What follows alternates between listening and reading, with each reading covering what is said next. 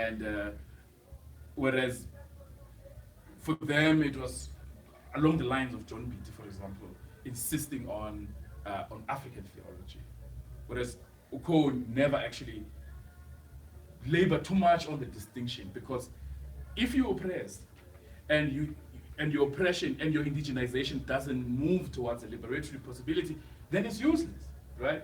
And if you're black theology and you're not interested in politics of what they would call situational theology, that is also useless, because theology, black theology, is always moves from a sequential point of view, much like liberation theology and so forth. So now I'm kind of moving away from the notes. But as you move, I was interested. This guy, and I forget his name, Western Cape, he went to jail. Yeah. Who's this? Al-Busak. Yes. Alan Busak.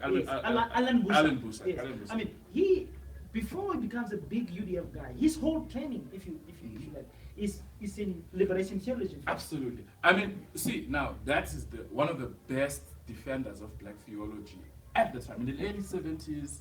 Yena and the guy called Manas Butalis. Those guys, I think, at the time, had argued for a much more politically engaged theology, as opposed to a theology that numbs us to sleep, as people would say, or that waits for God to arrive with the answers. So, I mean, the later Busak, of course, gets somehow softened. And I think that is strangely the problem of the 80s. The 80s were so hyped up, the revolution was so close, but at the same time, they're taken away the ideological and catapulted the combative. But you know what I'm saying? Yeah. So I mean, it's part of that. But I have my kind of massive concern is this: contemporary Pan-Africanists and the consciousness practitioners they don't move from a black theology interpretation of the gospel. Yeah. They are rejecting the gospel. For instance, they reject Biko. Biko was a Christian. I mean, he does not agnostic. I mean, agnostic, but nevertheless use or reinterpret at least. I mean, Sobukwe is a Christian, 100%. Much more than Biko, in fact. Yes. So I am with Sobukwe, by the way, because I think he uses his Christian faith to strengthen him spiritually as he confronts the problem. But now you have these young people who, in my view, not because of lack of good training ideologically, are rejectionists instead of rereading. Rejecting what? The whole Christian faith, the whole gospel. And as a result, you have charlatans who have come to become the spiritual leaders of our people. I mean, one of the biggest mistakes, for instance, I hope it can be corrected, I believe, is when Pastor Kolas Kosana moved away from church. I'm saying, if you look at Cone, you look at Biko, you look at Sobukwe, how they build the revolutionary movement, not away from the Christian faith, but using it to serve us. Definitely. Yeah. Well, I mean, this is the same way. I mean, politics had a similar problem in the early 1900s, for example. I mean, sorry, early 20th century. It emblematized a move away from resistance in the form of Bambata. But the black nationalist tendency then recalibrated that move, you know, as we'd say about Sobukwe, would say about many other people. And in the question of faith, you know, if you think about it, in the 1920s, you could not separate the real revolution. Big part of that revolution had to be thought of in cultural terms. It had to be thought of in religious terms. And it is no wonder that Sobukwe becomes a serious religious man, or Biko embraces. It is because the reinterpretation of the gospel, this is where Cones becomes important, because for Cone, just like, for example, let's say in the 70s, 60s, there were 2 or 3 books that were really important for black consciousness. It's Cone's Black Theology and Black Power, but also another book called Black Messiah. Now, what Black Messiah by Albert Cleach does was to reinterpret the notion of who God is right? And if God was the suffering subject in the Bible, and if God was the person who was persecuted on the basis of striving for just society, those cats had to imagine God outside of what the other guy, William Jones, who wrote another influential book called Is God a White Racist? He had termed the prevailing logic of Christianity as whitenity as opposed to Christianity. And the people who had the moral right, whitenity. And the people who had the moral right and the progressive proclivity towards a real Christianity was all those people who were oppressed. And Albert Skleech, Black Moses' book, and in other books, men fuse a different kind of soul in the religious sector, in faith, right? And help it interpret our situation in a different way. And this is not something that I think students, or not even students, but everybody else now who has an interest in liberal discourse is able to think about, because the roots of Christianity in South Africa, at least in the almost towards the half of the 20th century, was a radical Christianity. And you just like in Latin America, you will be able to take communists to jail, but the most people you shouldn't be afraid of were theologians. You know when we met Brother Aristide, Aristide, the president, Aristide, of course, the pastor is a practitioner of liberation theology from Haiti. Americans kicked him out. When we met him in South Africa, he was in exile here. One of the things that he said, God knows that we don't need God. Yeah. So and I thought that was an important reading. Which God? Of course, okay, which God? Yeah. But also, the materiality of the spiritual needs. A good Marxist, I don't think they can start from religion. They must start from the material condition that creates the need for God. But they because they don't have good Marxists in this country, you have, and also because Black consciousness and Pan-Africanism do not have any grasp of this deep theoretical moves, we end up with this. I'm thinking, George. I'm also a little bit impatient. I'm thinking, let's imagine this: ZCC Church, Shembe, and King Goodwill Zwelithini. If together these forces were to come together and declare a revolutionary war, wouldn't that be war won almost immediately? Absolutely. I think so.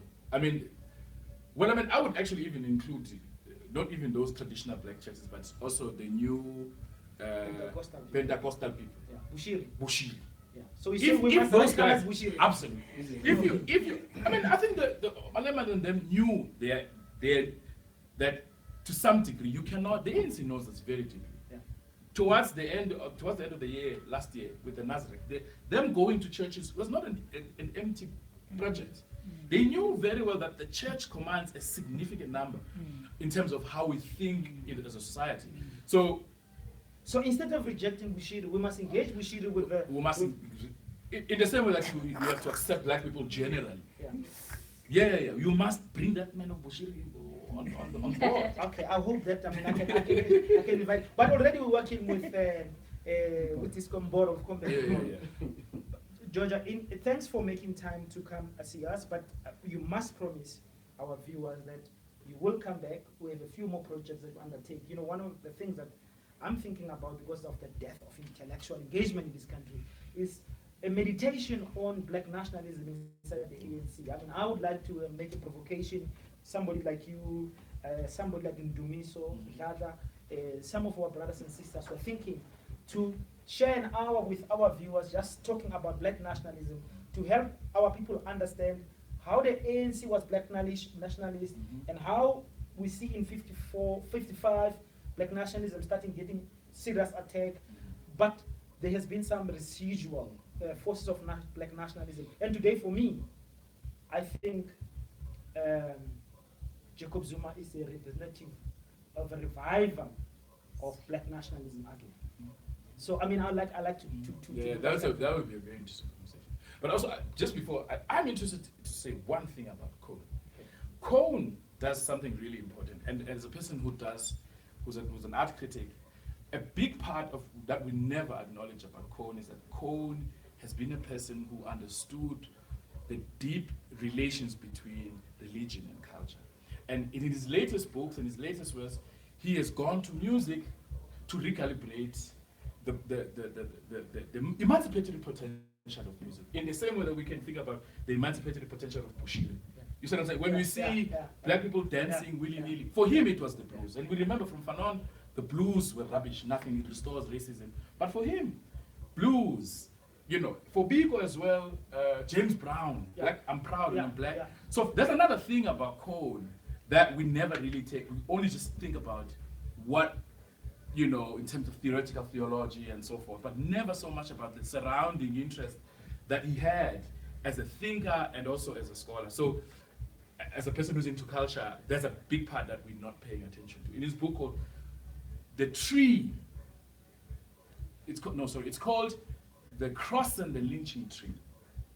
And in that book, he emphasized, that's another book which actually concretizes Black Moses. I think the real person who's on the cross is not a white Jesus. And therefore, you know, a black Jesus. When we see black people being lynched and being killed in the States, and we see someone like Zuma being hunted down, that is the moment of the Jesus Christ moment. So that's another aspect in which we can think about Cohn as well. He's interested in the suffering that black people have endured and how religion, once again, rescues us for a liberatory possibility. Thank you, Brother Joja. And I want to thank all of you for watching, and I want to thank all the, in this house here, we have a lot of people you don't see because they are all trying to get all of us to be online. But I want to ask, as part of respect for Cohn, that Comrade Fupura give us that song by Clementine as we close, because I think Clementine does exactly what your reference to music, and also Sakumzi, our brother, who passed on. Can you, if it is possible, give us Clementine and Condolences? We of Andile Mngxitama on Sunday live. We're coming back next week Sunday live again at 13 hours. And remember, we promise you some things, the names of those journalists, and we're going to also give you some more information about what's happening in the Northwest. Over and above that, we must remind you, on the 8th, all of us must prepare on the 8th to go to Durban. Get into a bus, get into a train, take a taxi, ride a bicycle, ask for a lift, if possible. Also take a flight. Book your flights now early. We want to see you on the 8th June in Durban High Court. Our President Zuma, is on the cross. Why is Zuma on the cross? It's because our enemies want to shut him down, and having shut him down, they want to intimidate all of us, those who want radical economic transformation, into submission. BLF says, Black First Land First says, hands off President Zuma, arrest declared. Declared is the criminal, FW declared. When we talk about FW declared, it is shocking that we have made to forget that in less than 3 years, in the late 90s, early 90s, de Klerk was responsible for the death of over 5,000 black people. Now, you know, we as BLF have opened a criminal case against de Klerk. We have opened a criminal case against de Klerk. We have provided the police with evidence. It is not just the massacres that happened in Patong, the massacres that happened in the Val, the children that has been killed in Bisho, I mean also in Umtata. De Klerk is a mass murderer who must be in jail. Instead, we think President Zuma has been changed. And then also next week, again, we will come back to the issue of the debate. You have to come to the table. Let us solve this problem. Thank you. See you next week. Beautiful. You'll be surprised.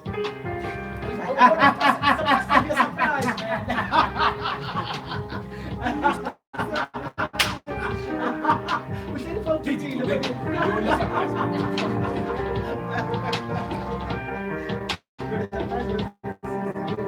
Yeah, that's what I thought. Yeah, I was like, oh, shit, I was not prepared for this.